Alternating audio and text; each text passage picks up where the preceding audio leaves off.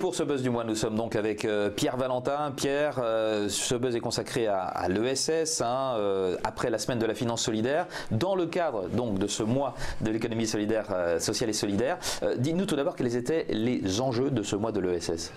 Alors les enjeux pour nous financiers, c'était évidemment de faire en sorte que la finance accompagne mieux l'économie sociale et solidaire. Vous l'avez dit, l'économie sociale et solidaire, c'est les associations, les coopératives, les mutuelles, les fondations, et puis aussi des entreprises qui, sans avoir ce statut, ont une forte utilité sociale ou environnementale. C'est un secteur qui, pendant longtemps, était assez à l'écart de la finance. Mais les choses ont changé depuis, on peut dire, une vingtaine d'années. Et le vrai enjeu aujourd'hui, c'est d'amplifier encore, si c'est possible, le succès de la finance au service de l'économie sociale et solidaire. Alors dites-nous à présent quelles sont les spécificités de la finance solidaire. Vous avez des exemples à nous donner? Oui, alors la finance solidaire, elle a inventé un type de fonds d'investissement très original, qu'on appelle les fonds 90-10, les fonds solidaires. Donc 90% sont investis, je dirais, classiquement, et puis les 10% qui restent sont investis dans des entreprises non cotées, qui sont justement des entreprises solidaires dites d'utilité sociale.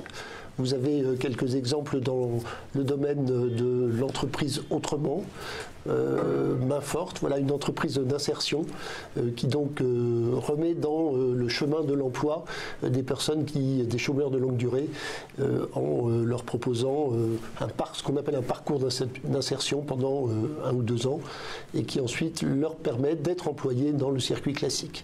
Agir pour la solidarité, pour nous, c'est par exemple le commerce équitable. Donc une entreprise telle que Éthicable qui va fournir un revenu décent à des agriculteurs dans les pays du Sud et aider donc au développement économique et social de ces régions. On voit beaucoup ce logo dans les magasins bio, Équitable. Oui, absolument. Deux autres exemples à nous donner?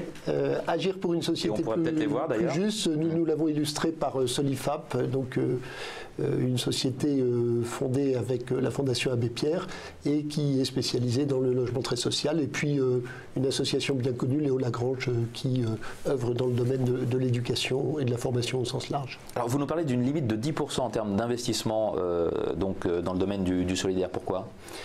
C'est une limite réglementaire, on ne peut pas aller plus loin et il s'agit d'assurer que les fonds soient liquides, c'est-à-dire que l'investisseur, qu'il soit d'ailleurs particulier ou professionnel, puisse entrer et sortir du fonds quand il le souhaite tous les jours.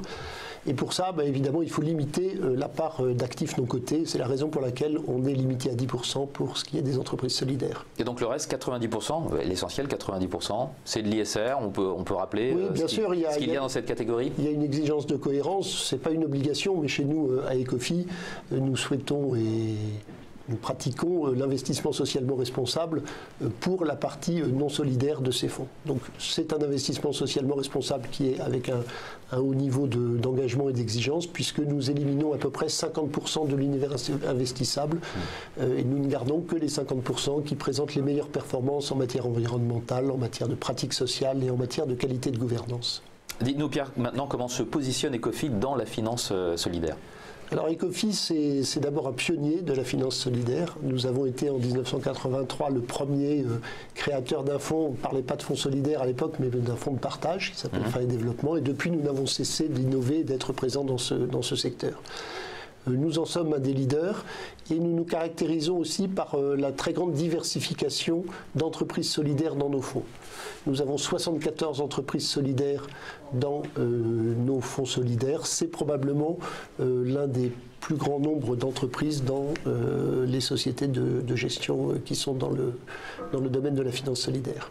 Merci Pierre. Vous restez avec nous pour le grand format, un grand format sur le thème du vieillissement de la population.